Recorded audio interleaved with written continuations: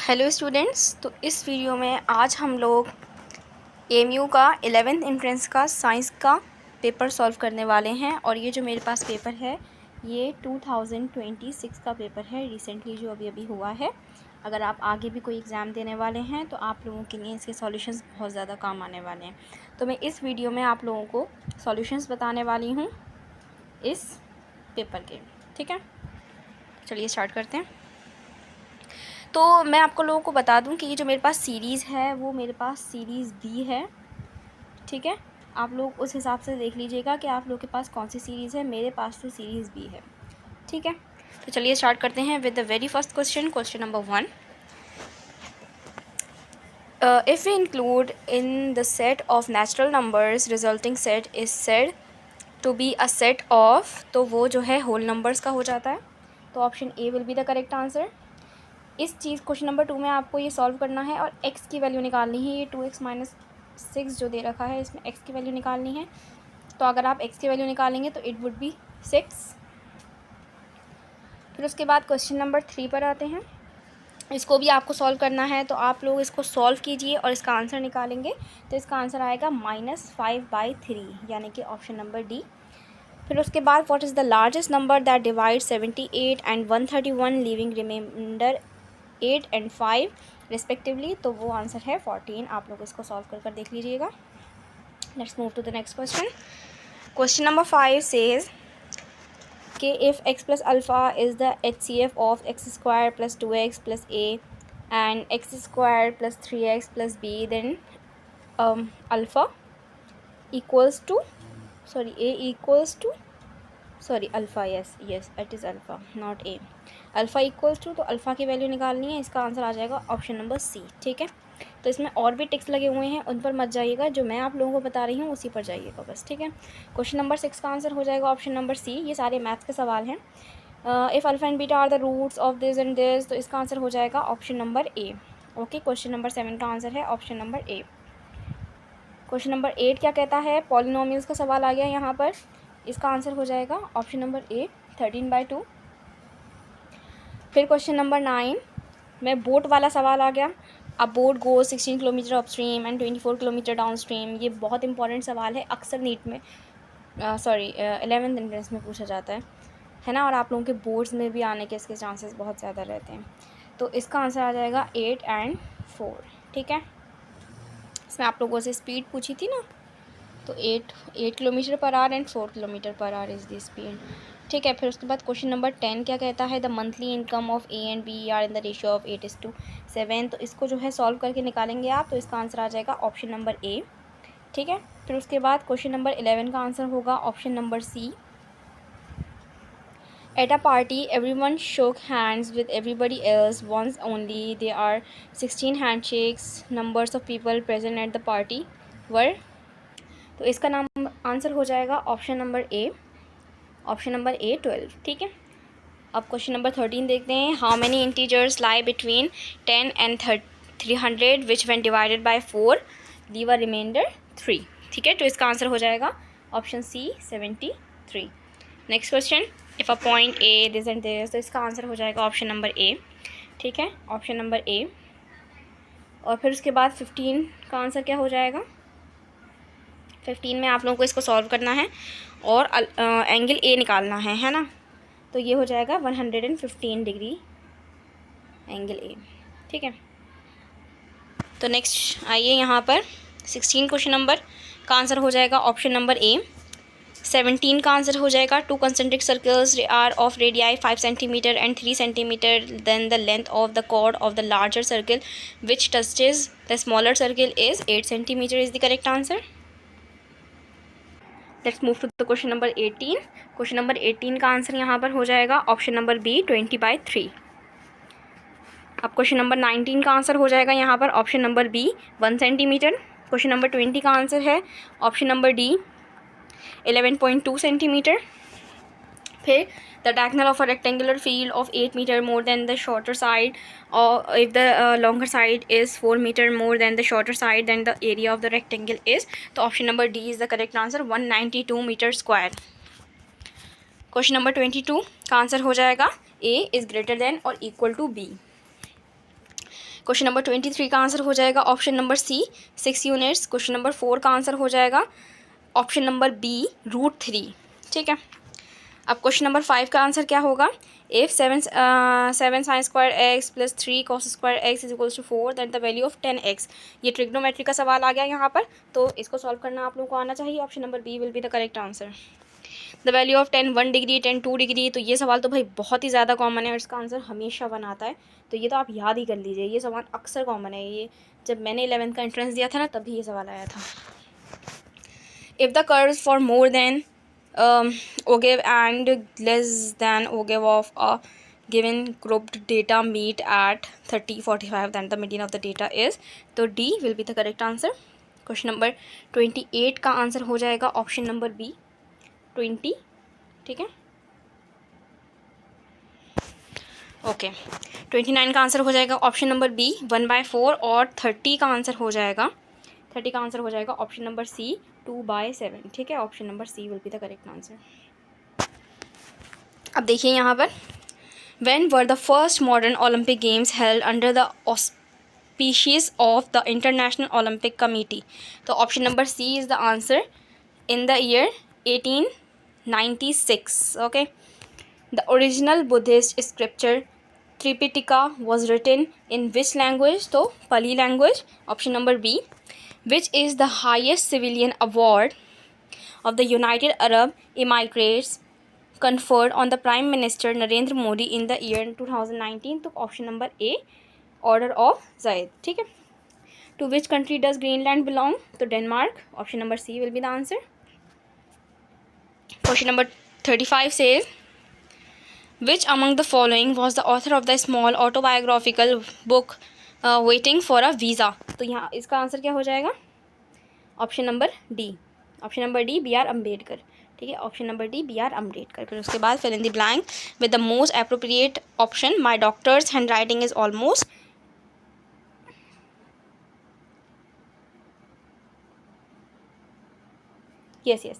yes, my doctor writing is almost, so option number C will be the correct answer। okay, which one of the following is incorrect, तो यहाँ पर जो है क्या पूछा है, इनकरेक्ट पूछा है, तो option number B will be the answer. He talked as to money were no problem, क्या पता नहीं बोल रहे हैं, तो it is wrong.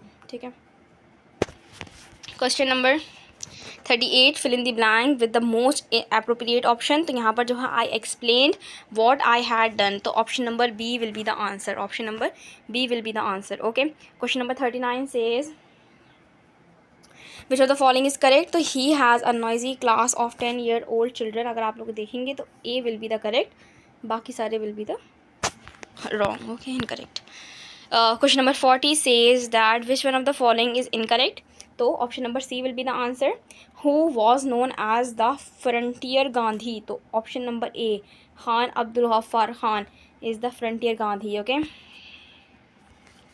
Question number 42 क्या कहता है कि which of the following building marks the beginning of Islamic architecture in India, तो ऑप्शन नंबर ए कुव्वतुल इस्लाम मॉस्क्यू। ठीक है, the Atala mosque represents,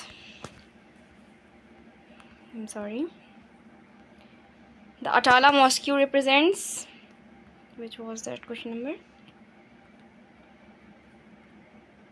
the Atala Mosque represents the architecture of, तो इसका answer हो जाएगा option number C Sharqi style. Mecca Masjid was constructed in the city of Hyderabad in the year 1859। a Persian madrasa was established by Sir Syed Ahmad Khan at, तो उन्होंने कहाँ पर बनाया था? मुरादाबाद में। ये सर सैयद के बारे में तो भाई मालूम ही होना चाहिए बहुत अच्छे से। ठीक है, Kabir was the disciple of, ये क्या लिखा है, Ramananda. Okay, option number A will be the answer. The architecture of Golconda belongs to, तो इसका आंसर हो जाएगा option number D the Qutub Shahi. Mansabdari system was instituted by, तो ये तो आप लोगों ने भाई सुना भी होगा, हिस्ट्री में भी पढ़ा होगा, जलाल मोहम्मद अकबर। ठीक है, जलालुद्दीन मोहम्मद अकबर। फिर उसके बाद क्वेश्चन नंबर 49 क्या कहता है कि the real name of Ghiyas al-Din Tughlaq was, तो गाजी मलिक। ठीक है, Ghazi Malik will be the answer, option number A. Question number 50 the Aligarh institute gazette started publishing in the year, in which year? Option number B 1866, ठीक है, option number B. Question number 51 क्या कहता है कि when a particle moves in a circle with uniform speed, अब यहाँ से physics start है। When a particle moves in a circle with uniform speed then, तो उसकी यूनिफॉर्म स्पीड में अगर वो चल रहा है तो उसकी वेलोसिटी क्या होगी? Its velocity and acceleration both changes, ठीक है, बोथ चेंज होंगे, ठीक है। The velocity time graph of a body is parallel to the time axis, the body is having zero acceleration, ठीक है। अगर पैरेलल है ग्राफ जो है, अगर पैरेलल है तो जो है एक्सेलरेशन क्या हो जाएगा? ज़ीरो हो जाएगा, ठीक है। फिर उसके बाद ये क्वेश्चन नंबर 53 जो है इसका आंसर हो जाएगा option number A, option number A 4.65 metre पर सेकेंड, ठीक है। फिर उसके बाद let's move to the question number 54। A machine gun fires 25 gram bullets at the rate of 600 bullets per minute with a speed of 200 metre पर second. The force required to keep the machine gun in position is, तो इसका answer हो जाएगा option number B, option number B 50 newton. ये आप लोगों को solve करना आना चाहिए सब, ठीक है। अब 55 का आंसर क्या है? 4 times, option number C, option number C 4 times. Question number 56 क्या कहता है कि the work done to increase the velocity of a car having mass m from v initial to v final is, तो इसका answer हो जाएगा option number D, ठीक है। क्या है इसका answer? Half m v final का स्क्वायर माइनस v इनिशियल का स्क्वायर। ये तो फॉर्मूला है भाई, ये तो आप लोगों को हर हाल में आना चाहिए। The boy of mass 50 kg runs up a staircase of 45 steps in 9 seconds. If the height of the each step is 15 centimeter, the power expended by him is, तो पावर कितनी हो जाएगी? 375 वॉट, ठीक है। Question number 58। The SI unit of relative density of a substance is, तो relative जब भी कोई चीज़ होती है तो उसकी जो यूनिट होती है वो यूनिटलेस होती है, मतलब उसकी कोई यूनिट नहीं होती। रिलेटिव चीज़ों की यूनिट नहीं होती। अगर आप लोग वेलोसिटी बाय वेलोसिटी करते हैं, v1 बाई v2 करना है, रिलेटिव चीज़ है ना, दो वेलोसिटी को रिलेट करना है आपस में, तो ये भी मीटर पर सेकेंड है ना, और ये वाली भी मीटर पर सेकेंड, तो ये दोनों की दोनों क्या हो जाएंगी? कैंसिल आउट हो जाएंगी, है ना। तो ये पार्ट यूनिटलेस आ जाता है रिलेटिव चीज़ें जब भी होती हैं, ठीक है। Question number 59। The speed of sound in air is 350 metre पर second. A man produces a sound standing 35 metre away from a wall, he will hear the echo in, तो इसका आंसर हो जाएगा D, option number D 1/5 seconds, ठीक है। Okay, question number 60। The electric current I in the circuit given below, electric current ये जो है आप लोगों को दे रखा है, तो करंट इसमें से पूछा है आप लोगों से, तो करंट निकाल दीजिए इसका। ऑप्शन नंबर बी आ जाएगा आप लोगों का 1/10 एम्पियर आ जाएगा अगर आप लोग निकालेंगे इसको तो, ठीक है। फिर उसके बाद question number 61। What is the maximum resistance which can be made using 4 resistors each of 1/4 ohm, तो इसका आंसर हो जाएगा 1 ओम, ठीक है। तो मैक्सिमम रेजिस्टेंस यानी कि बेसिकली आपको क्या निकालना है इसमें? रिजल्टेंट रेजिस्टेंस निकालना है। The magnetic field at a, question number 62। The magnetic field at a distance r from a long wire carrying current I is 0.4 tesla. The magnetic field at a distance 2r is, तो magnetic field क्या हो जाएगी यहाँ पर? 0.2 tesla, ठीक है। Tesla is the unit of magnetic field. Question number 63 says that the strength of a bar magnet is strongest at the poles, poles पर ज़्यादा होती है ना, ध्यान है ना, ये नॉर्थ पोल है, अगर ये साउथ पोल है तो यहाँ पर जो है ज़्यादा होती है ना, यहाँ पर कम कम होती है, यहाँ पर बहुत सारी मैग्नेटिक फील्ड लाइंस होती हैं, तो यहाँ पर स्ट्रेंथ ज़्यादा होती है और जो दूसरे एरियाज़ होते हैं वहाँ पर कम होती है, ठीक है। An object is place beyond the centre of curvature of a concave mirror, the image formed will be, अगर beyond the centre of curvature है तो इमेज कैसी बनेगी? रियल बनेगी, इन्वर्टेड बनेगी और छोटे साइज़ की बनेगी, यानी कि डिमिनिश्ड होगी, ठीक है। फिर question number 65। The refractive index of water is 1.33। The speed of a light in water will be, तो स्पीड आप लोगों को निकालनी आनी चाहिए, बहुत ईजी फार्मूला होता है, option number C will be the answer. Question number 66 क्या कहता है? The human eye can focus on objects at different distances by adjusting the focal length of the eye lens, this is due to accommodation, ठीक है, this is due to accommodation, okay, option number B will be the answer. फिर उसके बाद question number 67 से the main constituent of biogas is methane होती है उसमें सबसे ज़्यादा sorry. Ester reacts in the presence of a base to give alcohol and carboxylic acid. This reaction is known as saponification reaction. ठीक है, this reaction इसको क्या कहते हैं हम लोग? saponification reaction. Option number D will be the answer. जब ester जो है वो रिएक्ट करता है in the presence of base और एल्कोहल और carboxylic acid as a product release होता है. ठीक है, यानी कि रिएक्टेंट क्या है? ईस्टर है और बेस है एक रिएक्टेंट, और प्रोडक्ट में जो है क्या बना है? Alcohol and carboxylic acid. ठीक है, तो इस हम रिएक्शन को क्या कहते हैं? It is known as saponification reaction. Question number 69. The following reaction is an example of. तो ये आप लोग देखेंगे तो यहाँ पर हीट भी हो रही है, लाइट भी रिलीज़ हो रही है, कार्बन डाइऑक्साइड और पानी रिलीज़ हो रहा है ना. तो कंबस्शन रिएक्शन है यानी कि यहाँ पर कुछ जला है, तो कार्बन डाइऑक्साइड रिलीज़ हुआ, पानी रिलीज़ हुआ, हीट हुई और लाइट हुई. ठीक है. क्वेश्चन नंबर 70 क्या कहता है कि which of the following is use as olfactory indicator. Olfactory indicator के लिए किसको यूज़ किया जा सकता है? अनियन को यूज़ किया जा सकता है. आप लोगों ने इसके कलर्स के बारे में पढ़ा है कि कौन से कलर से फिर कौन सा कलर चेंज हो जाता है ना. Sorry, it is for olfactory. Sorry, it is for olfactory. तो जो है इसका जो है ऑर्डर चेंज हो जाएगी इसकी, है ना. Question number 71. Which of the following which of the compound will give carbon dioxide on treatment with NaHCO3. ठीक है, तो इसका आंसर हो जाएगा option number A, CH3COOH. Okay, CH3COOH. Option number A will be the answer.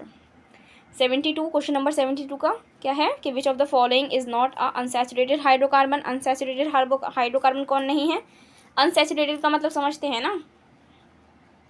Unsaturated का मतलब होता है कि जहाँ पर डबल बॉन्ड बन रहा हो या सिंगल बॉन्ड बन रहा हो, है ना. सैचुरेटेड कौन सा होता है? जहाँ पर सिंगल बॉन्ड हो, और अनसैचुरेटेड वो होता है जहाँ पर डबल और सिंगल बॉन्ड हो, डबल और ट्रिपल बॉन्ड हो. ठीक है. 73. Silver chloride is a white solid compound which turns grey in sunlight due to. तो इसका आंसर हो जाएगा decomposition into silver and chlorine. ठीक है, ऑप्शन नंबर बी. फिर उसके बाद question number 74. Choose the correct number of water molecule in the following. तो इसके तो भाई फॉर्मूलाज याद करके जाने थे डायरेक्टली, है ना. तो option number C will be the answer. 10, 2, 0.5. Okay, water molecules बताए जाने हैं. Cinnabar is an ore of. और भी सारे याद करने हैं. ठीक है, और भी सारे के सारे याद करने हैं. सिनेबार जो है किसका और है? मरकरी का. ठीक है, option number D will be the answer. Group of metals found in free state. तो गोल्ड एंड सिल्वर जो है वो रिएक्ट नहीं कर पाते हैं, इसीलिए वो फ्री स्टेट में पाए जाते हैं. मतलब फ्री स्टेट में तो वो पाया जाएगा ना जो रिएक्ट नहीं कर पाएगा. जो छोटी छोटी चीज़ों से भी रिएक्ट कर जा रहा है वो कैसे फ्री स्टेट में रह पाएगा? वो तो हमेशा किसी न किसी के साथ कंबाइन कर जाएगा, है ना. गोल्ड और सिल्वर जो है वो आसानी से रिएक्ट नहीं करते हैं, इसीलिए फ्री मिलते हैं, किसी के साथ कॉम्बिनेशन में नहीं मिलते हैं. ठीक है, किसी के साथ कंपाउंड बनाते हुए नहीं मिलते हैं. क्वेश्चन नंबर 77 क्या कहता है कि प्योर गोल्ड इज़ 24 वाला. ठीक है, option number A will be the answer. Question number 78. The charge to mass ratio E/m ratio of positive particles का क्या होगा? Very with the nature of gas in the dischargeable tube. हाँ, सही बात है भाई. Option number A will be the answer. Constant कैसे रह सकता है भाई? इंडिपेंडेंट ऑफ गैस कैसे होगा? क्वेश्चन नंबर 79 क्या कह रहा है कि which is the molarity what is the molarity of a solution made by dissolving this gram of sulphuric acid in the water and diluting to a final volume of 50 ml. तो molarity यहाँ पर निकालनी है. तो molarity ये आप लोगों ने पढ़ा होगा. मोलैरिटी कैपिटल एम से डिनोट करते हैं, मोलैरिटी स्मॉल एम से डिनोट करते हैं, नॉर्मैलिटी कैपिटल एन से डिनोट करते हैं. स्ट्रेंथ वगैरह भी पढ़ कर जाइएगा भाई, कुछ भी आ सकता है, कोई भरोसा नहीं है ना. तो option number C will be the answer. Okay, option number C will be the answer of question number 79. अब question number 80 says that a solution contains 30 gram of sugar dissolved in 370 gram of water. What will be the concentration in terms of mass by mass percentage of the solution? तो option number A will be the answer. आप लोग को ये सब solve करना आना चाहिए, है ना. अगर आपकी अच्छी प्रिपरेशन है तो सब सॉल्व कर जाएंगे. क्वेश्चन नंबर 81 क्या कह रहा है कि the rate of evaporation of a liquid depends upon. तो सरफेस एरिया पे डिपेंड करता है, टेम्परेचर पे डिपेंड करता है कि वो कितना जल्दी इवेपोरेट करेगा, और नेचर ऑफ लिक्विड पे भी करेगा. अगर वो ज़्यादा वॉलेटाइल है, वॉलेटाइल ज़्यादा है यानी कि जल्दी उड़ जाता है तो जल्दी उड़ जाएगा, है ना. और अगर नॉन वॉलेटाइल है यानी कि जल्दी नहीं उड़ता तो जल्दी नहीं उड़ेगा भाई. साफ सीधी सी बात है ना. समझ रहे हैं ना. तो ऑल ऑफ द अबव सब पे डिपेंड करता है कि उसका नेचर कैसा है ना. जैसे कि पेट्रोल हाथ में लेते ही उड़ जाता है, पानी थोड़ी ना उड़ता है ना. तो नेचर पे भी डिपेंड करता है. ऐसे ही टेम्परेचर पे भी डिपेंड करेगा. अगर धूप ज़्यादा होगी, गर्मी ज़्यादा होगी तो जल्दी उड़ जाएगा, है ना. और सरफेस एरिया पे भी डिपेंड करता है. कैसे? अगर आप लोग जो है जब कपड़े सुखाने जाते हैं तो उसे ऐसे फैला देंगे अगर, तो ज़्यादा हीट होगी, है ना, तो ज़्यादा क्या होगा, जल्दी सूख जाएगा, है ना। अगर आप लोगों ने क्या करा, ये आपका जो कपड़ा था इसको ऐसे करके इसको जो है गुडुल मुडुल बना के, गुडुल मुडुल इन द सेंस ऐसे ऐसे इसको करके ऐसे एक ही जगह पे रख दिया बस, है ना, तो क्या जल्दी सूख पाएगा, नहीं। तो सरफेस एरिया पे भी डिपेंड करता है, जितना ज़्यादा सरफेस एरिया होगा उतना ज़्यादा रेट ऑफ इवेपोरेशन होगा, ठीक है। Question number 82, which of the following is not a colloidal solution. अगर आप लोग चाहते हैं कि मैं आप लोगों को इसकी जो है प्रॉपर एक इसका सॉल्यूशन बना कर दूं जिसमें मैं सारे जो आंसर्स हैं वो सॉल्व करके दूं आप लोगों को, तो आप लोग मुझे कमेंट सेक्शन में बता सकते हैं, ओके। तो इसका जो आंसर है वो हो जाएगा brine solution, option number D will be the answer.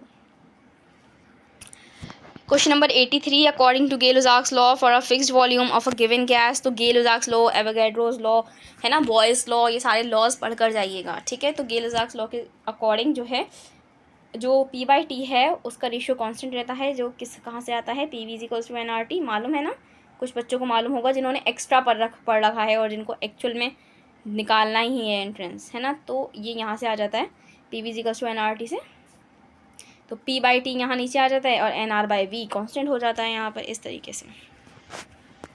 pH of rain water is, rain water का pH क्या है, less than 5.6। Question number 85, the complete digestion of, अब यहाँ से क्या है, बायो स्टार्ट हो गई। The complete digestion of carbohydrates, proteins and fats takes place in, कहाँ पर होता है कंप्लीट डाइजेशन, या हम कहते हैं फाइनल डाइजेशन कहाँ पर होता है, स्मॉल इंटेस्टाइन में। Osteocyte is a part of compact bone, ठीक है, ऑप्शन नंबर सी।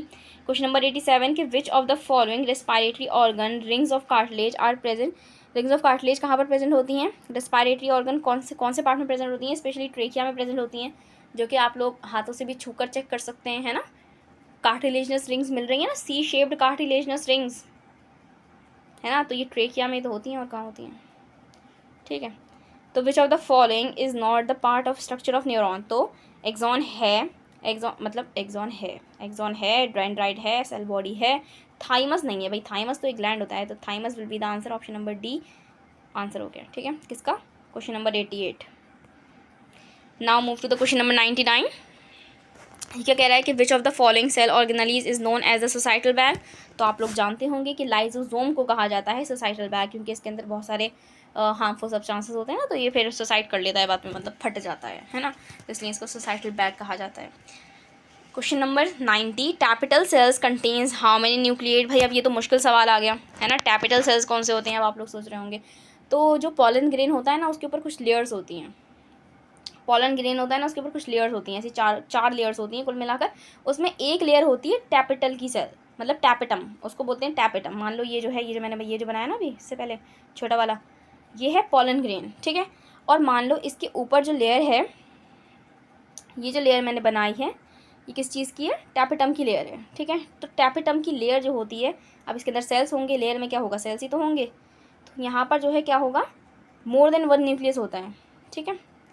क्यों, क्योंकि ये डेंस प्रोटोप्लाज्म होता है, इनमें मोर देन 1 न्यूक्लियस होता है, क्योंकि ये जो है ना पॉलन ग्रेन को खाने पीना खिलाने का काम कर रहे होते हैं उसके, ठीक है, इसलिए जो है इसमें ज़्यादा न्यूक्लियस होते हैं, ठीक है। तो इसका आंसर जो है मैनी हो जाएगा, 1 नहीं होता, 2 नहीं होता, नन क्या भाई, न्यूक्लियस तो होगा ना, तो मैनी होते हैं, ज़्यादा न्यूक्लियस होते हैं, क्योंकि जो है पॉलन ग्रेन को खिलाने पिलाने का काम करते हैं ना, तो ज़्यादा माल चाहिए ना, ठीक है। Okay, question number 91 says the parts of a flower which contains the germ cells. Germ cells किस में प्रेजेंट है, जर्म सेल्स का मतलब क्या हो गया, गैमीट्स। जर्म सेल्स का मतलब हो गया गैमीट्स। हमारे जर्म सेल्स कहाँ पर प्रेजेंट होते हैं, अगर मैं ह्यूमन की बात करूँ तो ह्यूमन के जर्म सेल्स कहाँ पर प्रेजेंट होते हैं, फीमेल के लिए ओवरी और मेल के लिए टेस्टिस, फीमेल के लिए ओवरी, मेल के लिए टेस्टिस। ऐसे ही जो फ्लावर की अगर हम बात करते हैं तो वहाँ पर फीमेल के लिए कार्पल और मेल के लिए स्टेमिन, तो option C will be the answer, okay. Question number 92, which of the following is not correct. तो Robert Brown discovered the cell, Robert Brown ने क्या किया था, न्यूक्लियस डिस्कवर किया था, ठीक है, तो option number D will be the answer, ये सही नहीं है। काला अजहर जो है वो किसके ज़रिए फैलता है, प्रोटोजोन के ज़रिए फैलता है,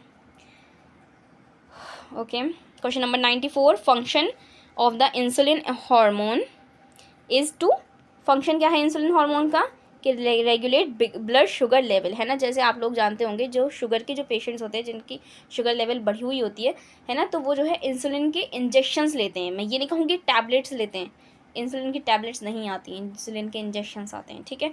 तो इंसुलिन जो है हमेशा ब्लड शुगर लेवल को कंट्रोल करता है, तो option number C will be the answer. Okay, question number 95, Chipko movement is associated with question number answer मतलब option number B. Okay, the growth of a pollen tube towards the ovule in the plant is due to the response of, तो option number B will be the answer, chemotropism, ठीक है। Question number 97, which of the following is reductional division. Reductional division कौन सा होता है भाई, meiosis 1 होता है रिडक्शनल डिवीजन, और मियोसिस 2 क्या होता है, इक्वेशनल डिवीजन, ठीक है। तो option number A will be the answer, और माइटोसिस तो वही होता ही है, equational. Question number 98, consider the following, तो इसमें जो है आप लोगों को क्या करना है, consider the following which above the are the breeds of poultry. तो इन्हें जो है मतलब इनको जो है पोल्ट्री फार्म में हमने जो है ख़ुद इनकी ब्रीडिंग करवाई है ना, तो उसको आप लोगों को चूज़ करना है यहाँ पर, है ना। तो इसका आंसर हो जाएगा ऑप्शन नंबर ए 1 और 3, यानी कि एसील और लेगॉन, ठीक है। फिर उसके बाद question number 99, the triploblastic bilaterally symmetrical animals possessing notochord at some stage in their life belong to, ठीक है। तो देखो ये बच्चे ज़्यादा जानते नहीं हैं, ट्रिप्लोब्लास्टिक बायलेटरल सिमेट्री का मतलब होता है कि अगर कोई चीज़ ऐसे करके, मतलब मान लो ऐसे करके, तो मैं इसको 2 पार्ट में काट सकती हूँ ना, है ना, तो ये बायलेटरल सिमेट्री हो गई। ट्रिप्लोब्लास्टिक यानी कि 3 जर्म लेयर्स होती हैं, ये एक लेयर, ये दूसरी लेयर, ये तीसरी लेयर, ठीक है। मान लो ये यहाँ से, तो ये एक लेयर ये वाली हो गई है ना, फिर दूसरी लेयर ये हो गई है, फिर तीसरी लेयर ये वाली हो गई, तो इसको ट्रिप्लोब्लास्टिक कहते हैं। तो इसमें आप लोगों को से पूछा है कि वो कौन होते हैं, तो प्रोटोकॉर्डेट्स होते हैं वो, हम लोग कॉर्डेट्स हैं, वो प्रोटोकॉर्डेट्स होते हैं, ठीक है। Okay, last question number 11 says that salamanders belong to phylum. Salamanders कौन से फाइलम से बिलोंग करते हैं, तो फाइलम एम्फीबिया। कैसे, ये कैसे सोच सकते हैं, सेलेमेंडर्स है ना, छिपकली के साथ साथ रहता है ना, तो छिपकली भी क्या है, मतलब वो क्या करती है, रेंगती है ना वो, है ना, वो भी एक एम्फीबियन है ना, जानते हैं ना, लिजर्ड इज एन एम्फीबियन, है ना। इसके अलावा जो स्नेक्स होते हैं वो एम्फीबियंस होते हैं, ठीक है। तो ये जो है एम्फीबियन होता है, ठीक है, सेलेमेंडर्स। ओके, तो this was all about the solutions of class 11th entrance के साइंस का पेपर, और वो भी 2026 का, ठीक है। इफ़ यू गाइज वांट कि मैं आप लोगों को इसके सॉल्यूशंस, प्रॉपर सॉल्यूशंस प्रोवाइड करूँ जिसमें मैं आप लोगों को एक एक आंसर एक्सप्लेन कर बताऊँ, then you can tell me in the comment section. Okay, और आप लोगों को ये लेक्चर कैसा लगा, समझ में आया या नहीं, और आप लोग जो अब एंट्रेंस देने वाले बच्चे हैं उन लोगों की प्रिपरेशन कैसी चल रही है, और भाई करके दिखाना है या नहीं दिखाना, do let me know in the comment section. Okay, thank you, and like, share and subscribe. Thank you.